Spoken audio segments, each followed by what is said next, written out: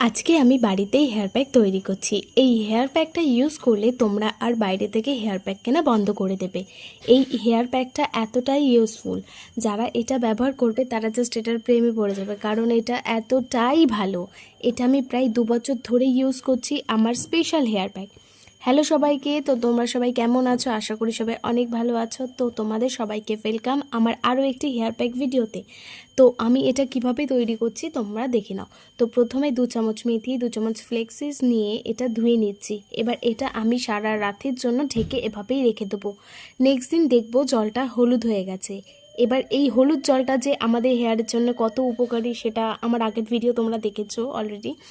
এবার এটা আমি 10 থেকে 15 মিনিটের মতো জাল দিয়ে নেব। এবার এটা 10 থেকে 15 মিনিট জাল দেওয়ার পরেই দেখতে পারবে এটার মধ্যে একটা ঘনত্ব ভাব চলে এসছে। একটু হাত দিয়ে জাস্ট দেখে নেবে এটা সেদ্ধ হয়েছে কিনা। দেন এটাকে নামিয়ে কিছুক্ষণ ঠান্ডা করে নেবে। গরম অবস্থাতে কিন্তু কিচ্ছু অ্যাড করবে না। এবার দেখে নাও এটার মধ্যে আমি কি কি অ্যাড করছি। একটা লেবুর অর্ধেক দেব, একটা গোটা ডিম পুরো কুসুম শুদ্ধই দিয়ে দেবো, আর একটা লাগবে পেঁয়াজ। এবার অ্যালোভেরাটা তোমরা গাছের অ্যালোভেরাও দিতে পারো, নয়তো বাজার থেকে কেনা অ্যালোভেরাও দিতে পারো। আমি বাজার থেকে কেনা অ্যালোভেরাটা ইউজ করছি। এবার একে একে সবকটা উপাদান এর মধ্যে অ্যাড করব। দেন এটাকে মিক্সিতে গ্রাইন্ড করে নেব।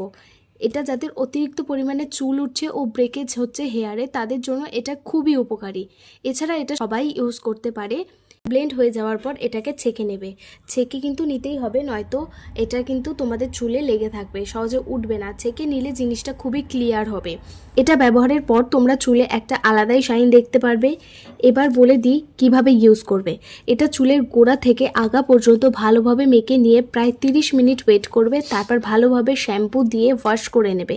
এটা ইউজ করার পর কন্ডিশনার ইউজ করবে না, তাহলে বুঝতে পারবে চুলের শাইনটা কতটা ও চুলটা কতটা সিল্কি হলো। ভালো লাগলে চ্যানেলটাকে সাবস্ক্রাইব করবে ভুলে